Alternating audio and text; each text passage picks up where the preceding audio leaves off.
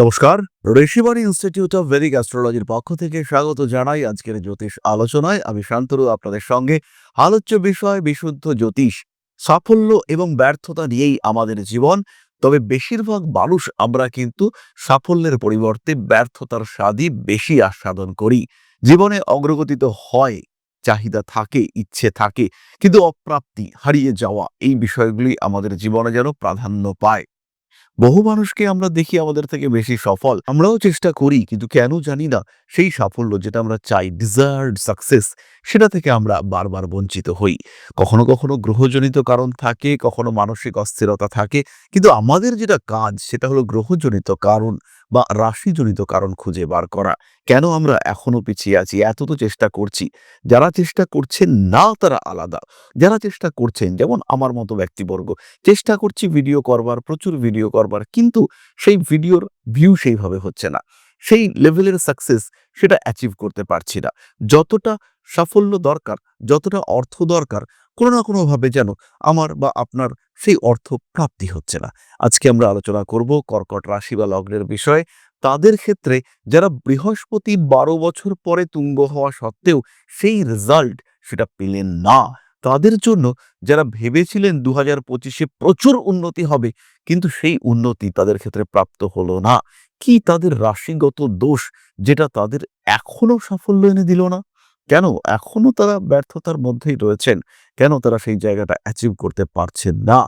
আমরা আলোচনা করব কর্কট রাশি বা কর্কট লগ্নের বিষয়ে। চন্দ্রের দ্বারা প্রভাবিত, জল তত্ত্বের, চর প্রকৃতির রাশি, প্রচণ্ড এর গতি, সব জায়গায় মানিয়ে নিতে পারেন, বুদ্ধি, সৃজনশীলতা প্রচুর, কিন্তু তা সত্ত্বেও সাকসেস আসছে না কেন?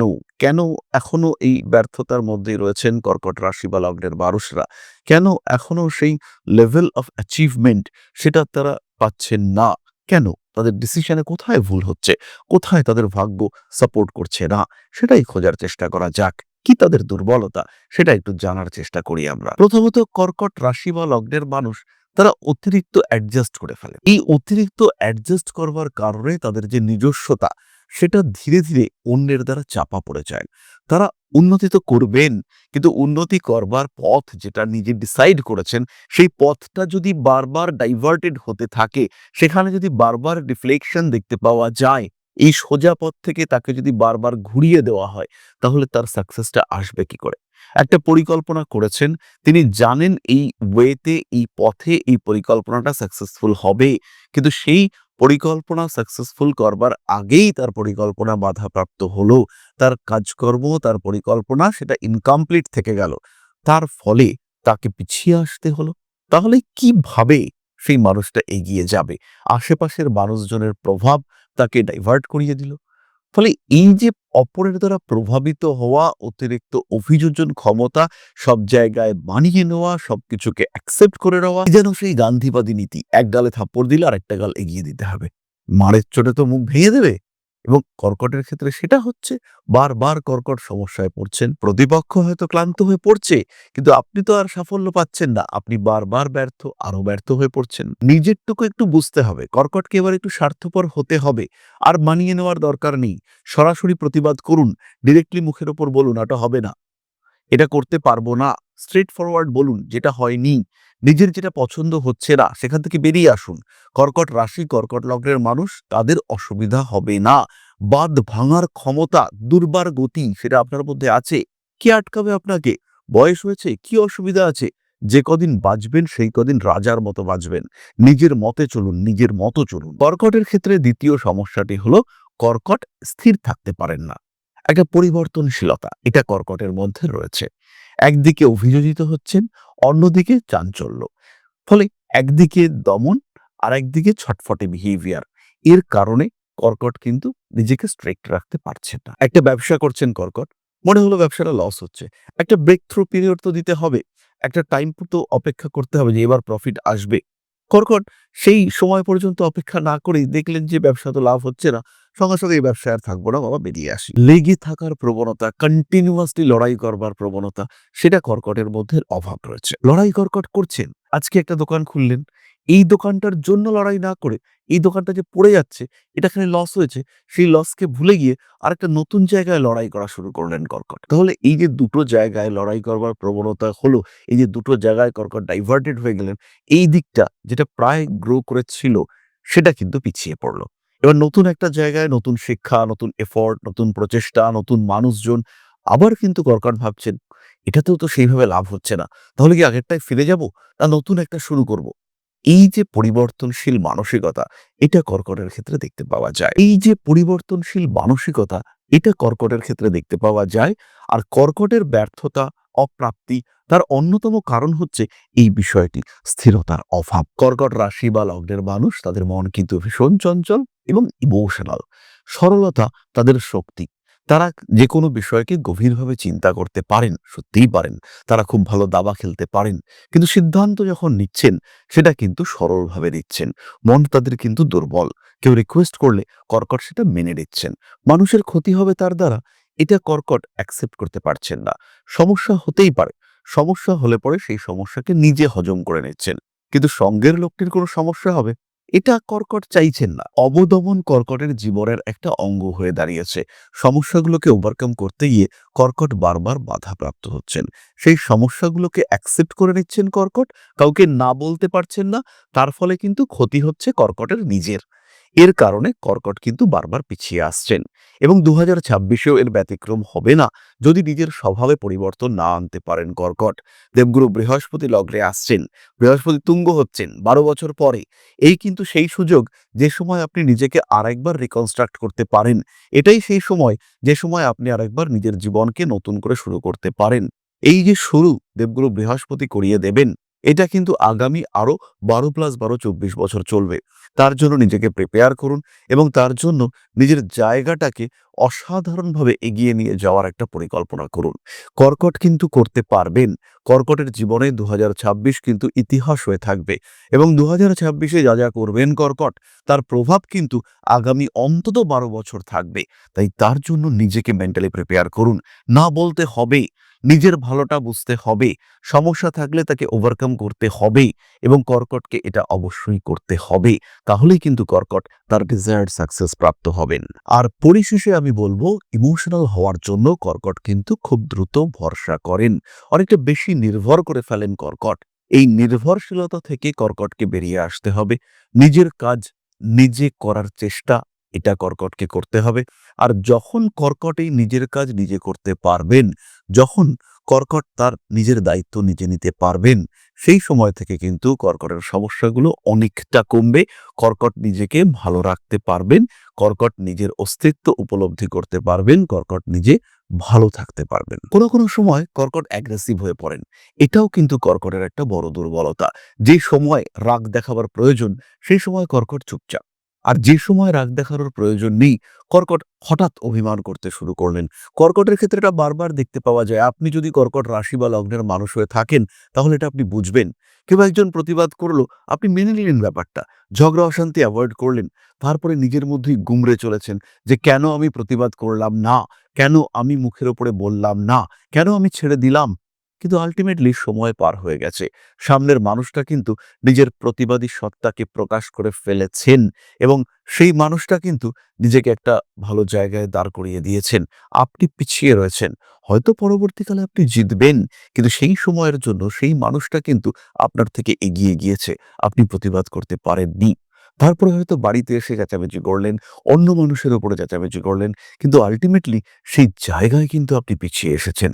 নিজের যে প্রতিবাদ করা, নিজের যে রাগ দেখানোর দরকার ছিল, ক্রোধের প্রকাশ সত্যিই দরকার ছিল, কিন্তু আপনি করলেন না। এটাও কর্কটের আরেকটা পিছিয়ে পড়ার কারণ। কর্কট এমন কিছু কিছু ভুল করে ফেলেন, যার জন্য অন্যরা তো আপনাকে ক্ষমা করে দেবে, কিন্তু আপনি নিজের কাছে নিজে দোষী হয়ে থাকবেন।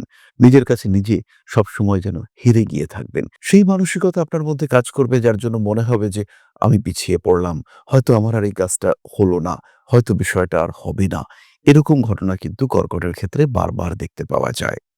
যাই হোক, এই বিষয়গুলি থেকে বেরিয়ে আসতে হবে, আত্মবিশ্বাস বাড়াতে হবে, নিজের জন্মকুণ্ডলী দেখতে হবে। কর্কট এমন একটা রাশি, এমন একটা লগ্ন, যেটা খুব দ্রুত পীড়িত হয়। কর্কট রাশির উপরে সামান্য পাপগ্রহের দৃষ্টি, সেটা কিন্তু কর্কটকে পীড়িত করে দেয়। তার উপরে শনির দৃষ্টি থাকতে পারে, রাহুর দৃষ্টি, কেতুর অবস্থান, মঙ্গলের দৃষ্টি। মঙ্গল কর্কটের জন্য যোগকারক গ্রহ হলেও মঙ্গল কিন্তু কর্কটকে ভীষণভাবে পীড়িত করে।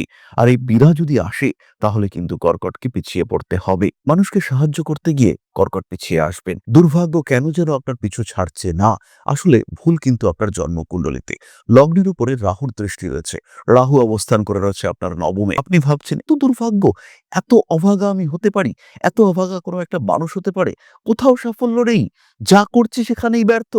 তার কারণ লুকিয়ে রয়েছে আপনার জন্মকুণ্ডলিতে। আপনার জন্মকুণ্ডলিতে যোগকারক গ্রহ সেটি হলো মঙ্গল, সে অবস্থান করে রয়েছে আপনার একাদশে। আপনি ভাবছেন দশমপতি একাদশে, কিন্তু একাদশ ভাবের জন্য দশমপতি মঙ্গল সে কিন্তু প্ল্যানেট অফ ডিনায়াল, সে কিন্তু একাদশ ভাবটাকে ডিস্টার্ব করে চলেছে। ফলে ইচ্ছা প্রচুর, কারণ পঞ্চম ভাবটা তো ভীষণ অ্যাক্টিভ হয়ে রয়েছে। ইচ্ছা প্রচুর, পরিকল্পনা প্রচুর। আপনার পরিকল্পনা যে গ্রহণ করেছে সে সাকসেসফুল। আপনি বলছেন আজকে এই শেয়ারটা কিনছে এবং সাকসেস পাচ্ছে, গ্রোথ আসছে। কিন্তু দুদিন পরে আপনার হাতে টাকা এসেছে, নিজের বুদ্ধিতে নিজে শেয়ার কিনছেন, আপনি ডুবছেন। সেই দিনই কাউকে পরামর্শ দিয়েছেন, সেই মানুষটা কিন্তু প্রফিট করেছে, বাট আপনি প্রফিট করতে পারেননি, কারণ আপনার তো একাদশে মঙ্গল। আয়ের ক্ষেত্রটিতে দশমপতি বসে আয়ের মধ্যে একটা লিমিটেশন নিয়ে এসেছে। যেই মুহূর্তে আয় বাড়ছে, মঙ্গল সেখানে লিমিটেশন নিয়ে এসে আয়টাকে কমিয়ে দিচ্ছে। কিন্তু ডিজায়ার চরম মাত্রায় বাড়ছে, কারণ শুক্রের ঘরে বৃষ রাশিতে মঙ্গল, কিন্তু সেই ডিজায়ারকে ফুলফিল করবার জন্য দরকার টাকা, সেটা নেই, আসছে না। মঙ্গল সেই ডিজায়ার বাড়াচ্ছে, মঙ্গল সেই আর্নিংটাকে কমাচ্ছে। আপনি পড়লেন মহাবিপদে। এদিকে ডিজায়ার হু করে বাড়ছে, ওদিকে আর্নিং বাড়ছে না। কারণ লুকিয়ে রয়েছে আপনার রাশিচক্রে। সুতরাং প্রত্যেকটি মানুষেরই কিন্তু নিজের রাশিচক্র সম্পর্কে একটা সাধারণ নলেজ থাকা দরকার। কোন সময়ে, কোন দিকে, কোন ক্ষেত্রে উন্নতি আসবে, সেই সময়টাকে কিভাবে কাজে লাগাবেন, সেই ব্যাপারটাকে কিন্তু বুঝতে হবে। বৃহস্পতি এক্সল্টেড হচ্ছে, কি করবেন? চাকরি, উন্নতি আসবে না। কি করতে হবে? ব্যবসা করতে হবে। এই সময়টা হলো কর্কট রাশি বা লগ্নের মানুষদের নিজেকে এক্সপ্লোর করার টাইম। বৃহস্পতি নবমপতি, দশম ভাবের দ্বাদশ ভাব হচ্ছে নবম। সেই বৃহস্পতি বসে আছে কোথায়? আপনার লগ্নে সে প্রবেশ করছে। চাকরি দেবে না, এই মুহূর্তে বৃহস্পতি দেবে সেলফ প্রফেশন। আপনার মধ্যে যে ক্রিয়েটিভিটি রয়েছে, যে হুনর রয়েছে আপনার মধ্যে, তাকে এক্সপোজ করার টাইম এটা। তাকে উন্মুক্ত করতে হবে, তার উপরে ভরসা করে নিজের জীবনকে গঠন করতে হবে। এবার নিজেকে উন্মুক্ত করুন কর্কট, এটাই সেই সময়। আর কিসের অপেক্ষা? যাই হোক না কেন, নিজের জন্মকুণ্ডলী জাজ করান। প্রতিকার স্বরূপ কর্কট রাশি বা লগ্নের মানুষ যারা রয়েছেন, তারা এই মুহূর্তে, এই সময় মহামৃত্যুঞ্জয় মন্ত্র, শিব তাণ্ডব স্তোত্র এগুলো পাঠ করতে পারেন। এগুলো ভীষণভাবে কনফিডেন্স বাড়ায়। আমি আমার ক্যারিয়ারে এটা দেখেছি। কর্কট একটা লোহার বালা ধারণ করতে পারেন, লোহার বালা, স্টিলের বালা নয়, লোহার বালা কর্কট ধারণ করতে পারেন। সেই সঙ্গে সঙ্গে 4 মুখের রুদ্রাক্ষ, 2 মুখের রুদ্রাক্ষের একত্রে ধারণ, এটাও কিন্তু ভীষণ পজিটিভ এবং শুভ। তাহলে এবার আমরা চলে আসবো আলোচনার পরবর্তী পর্যায়ে, অর্থাৎ আপনার প্রশ্নে জ্যোতিষের উত্তর। তবে তার আগে একটি ছোট্ট বিষয় আপনাদের সঙ্গে শেয়ার করব। জ্যোতিষশাস্ত্র, অ্যাস্ট্রোলজি, যা আপনার জীবনকে পাল্টাতে পারে। জ্যোতিষশাস্ত্রের উপর নির্ভরশীল হয়ে বা জ্যোতিষশাস্ত্রকে গ্রহণ করে আপনি আপনার জীবন বদলাতে পারেন। একে গ্রহণ করতে পারেন মূল পেশা হিসেবে, একে গ্রহণ করতে পারেন সাহায্যকারী পেশা হিসেবে। বহু মানুষের বর্তমান যুগে একটা সেকেন্ডারি প্রফেশনের প্রয়োজন রয়েছে। বাড়িতে বসে রয়েছেন একদম গৃহবধূ বা এই মুহূর্তে ছাত্র বা ছাত্রী, সেই ক্ষেত্রে আপনি জ্যোতিষ শিক্ষায় শিক্ষিত হতে পারেন। অতি অল্প সময়ে এই শিক্ষায় নিজেকে শিক্ষিত করে তুলতে পারেন এবং এটা হয়ে উঠতে পারে আপনার ভবিষ্যৎ কর্মজীবনের অন্যতম প্রধান পাথেয়। ভারতবর্ষের প্রাচীন কৃষ্টি এই জ্যোতিষশাস্ত্রের উপরে ভরসা রেখে আপনি নিজের জীবনকে আরও বিকশিত করে তুলতে পারেন। শুধুমাত্র পেশা হিসেবে নয়, মান, সম্মান, যশ, অর্থ প্রত্যেকটি বিষয় প্রাপ্তির মাধ্যম হিসেবে আপনি ব্যবহার করতে পারেন জ্যোতিষশাস্ত্রকে। মনের মধ্যে প্রশ্ন জাগছে, কোথায় শিখবেন, কিভাবে শিখবেন? ঋষিবাণী এবার নিয়ে এসেছে আপনাদের জন্য একটা কোর্স। মাত্র 2499 টাকায় সম্পূর্ণ জ্যোতিষ শিক্ষা ব্যবস্থা নিয়ে এসেছে ঋষিবাণী। প্রেডিক্টিভ অ্যাস্ট্রোলজি, হোরা শাস্ত্র, যার মাধ্যমে আমরা জ্যোতিষ বিচার করতে পারি। জ্যোতিষ বিচারের একদম জিরো লেভেল থেকে অ্যাডভান্স লেভেল পর্যন্ত ধাপে ধাপে প্রেডিকশন। সম্পূর্ণ ভিডিও ক্লাসের মাধ্যমে আপনি জানতে পারবেন, ধাপে ধাপে শিখতে পারবেন। জ্যোতিষকে যারা ভালোবাসেন এবং নিজের মতো করে যারা জ্যোতিষ শিখতে চাইছেন, নিজের সময় মতো, নিজের সুবিধে মতো অল্প অল্প করে বুঝে নিজের কোয়ালিটি অনুযায়ী, নিজের শিখন ক্ষমতা অনুযায়ী যারা জ্যোতিষ শিখতে চাইছেন, যারা চাইছেন এমন একটা পাঠ্যক্রম যেটা আপনার জন্য তৈরি এবং সেই পাঠ্যক্রমে আপনি আপনার মতো করে শিখতে পারবেন, তাদের জন্য এই কোর্সটি মাত্র 2499 টাকায় সম্পূর্ণ 2 বছরের জ্যোতিষ শিক্ষা ব্যবস্থা। এটি আপনাদের জন্য নিয়ে এসেছে ঋষিবাণী পরিবার। বহু মানুষ রয়েছেন যারা জ্যোতিষ শিখেছেন, জ্যোতিষকে ভালোবাসেন, কিন্তু প্রেডিকশন করতে পারেন না। বেশ কিছু মানুষ রয়েছেন তারা প্রেডিকশন করতে পারেন কিন্তু আলটিমেটলি রেমেডি সিলেকশন করতে পারেন না। এই প্রত্যেকটা মানুষের প্রত্যেকটা সমস্যার সমাধান নিয়ে রয়েছে পুঙ্খানুপুঙ্খ এই কোর্স। আমাদের সম্পূর্ণ জ্ঞান, তার প্রকাশ এবং প্রতিফলন এই জ্যোতিষ কোর্সে রয়েছে। বিশুদ্ধ বৈদিক জ্যোতিষের এই কোর্স, যেখানে আপনি শিখতে পারবেন art of prediction, art of remedy, এবং যেখানে জ্যোতিষ হয়ে উঠবে আপনার অন্যতম পথ প্রদর্শক। তাই আর দেরি নয়, জ্যোতিষ শিক্ষার এই অনবদ্য কোর্সে, বলবো আমরা অভূতপূর্ব কোর্স, যা পশ্চিমবঙ্গের বাংলা মাধ্যমে আগে কখনো আসেনি, এই ধরনের একটি কোর্সে ভর্তি হওয়ার সুযোগ নিয়ে এসেছে ঋষিবাণী আপনার সামনে। এবং সম্পূর্ণ কোর্সের কোর্স ফি মাত্র 2499 টাকা। এই টাকাতে সম্পূর্ণ কোর্সটি আপনি পাচ্ছেন, যেটা সাধারণত জ্যোতিষ কোর্সের অ্যাডমিশন ফি বা 1 মাসের মায়রা, সেই কোর্সে আপনারা পাচ্ছেন সম্পূর্ণ কোর্সটা, এবং সেটা উইথ লাইফ টাইম অ্যাক্সেস। সব সময় আপনি দেখতে পারবেন, যখন আপনার ইচ্ছা সেই সময় আপনি দেখতে পারবেন, অ্যাক্সেস করতে পারবেন এই কোর্সটিকে। তাই যারা নতুন করে কিছু ভাবতে চাইছেন, নতুন করে কিছু করতে চাইছেন, যারা নিজের জীবনে একটা ট্রান্সফরমেশন নিয়ে আসতে চাইছেন, পরিবর্তন করতে চাইছেন নিজের লাইফস্টাইলের, তাদের জন্য এই কোর্স মাত্র 2499 টাকায়। মাত্র 2499 টাকা, যেখানে নেই কোনো রকম কোনো হিডেন কস্ট। শিখবার জন্য সম্পূর্ণ এই কোর্সটি 2499 টাকায়। সংযুক্ত হন আমাদের এই কোর্সে। এখন আপনার বর্তমান এবং ভবিষ্যৎ আপনার হাতে। ঋষিবাণী রয়েছে প্রতি পদক্ষেপে আপনার সাথে।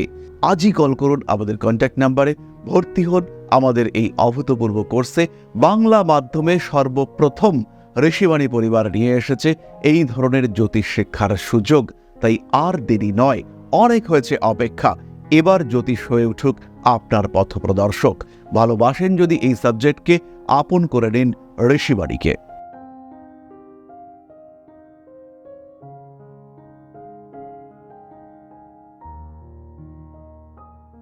তাহলে এবার আমরা চলে আসবো আপনাদের প্রশ্ন পর্যায়ে। প্রশ্ন করেছেন Mithun Sarkar, date of birth 3/11/1984, time 12টা 15 PM, স্যাটারডে।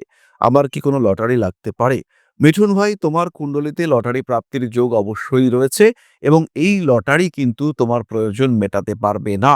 সুতরাং লটারি কাটলেও সেটা যেন লিমিটেড হয়, অর্থাৎ অতিরিক্ত ব্যয় লটারির পেছনে না করাই ভালো। এই লটারির পরিবর্তে তুমি চাকরিতে কনসেন্ট্রেট করো। প্রাইভেট জব তোমার জন্য পজিটিভ এবং ভালো, এবং সেই জবে যেন ট্রাভেল থাকে, অর্থাৎ তুমি বাইক করে বিভিন্ন জায়গায় যাচ্ছ, এদিকে যাচ্ছ ওদিকে যাচ্ছ, এই কাজ তোমার জন্য ভালো। লটারির উপরে ভরসা করাটা তোমার জন্য সঠিক হবে না। তাহলে মিঠুন বাবুর জন্য রইল একটা শুভকামনা। শুভকামনা রইল আপনাদের প্রত্যেকের জন্য। ভালো থাকুন, সুস্থ থাকুন। মা শ্রী শ্রী আদিশক্তির পূর্ণ আশীর্বাদ বর্ষিত হোক আপনাদের উপর। মনের সকল কামনা পূর্ণ হোক। মায়ের আশীর্বাদে আরো সমৃদ্ধ হোক আপনাদের প্রত্যেকের জীবন। জয় মা আদিশক্তি। নমস্কার।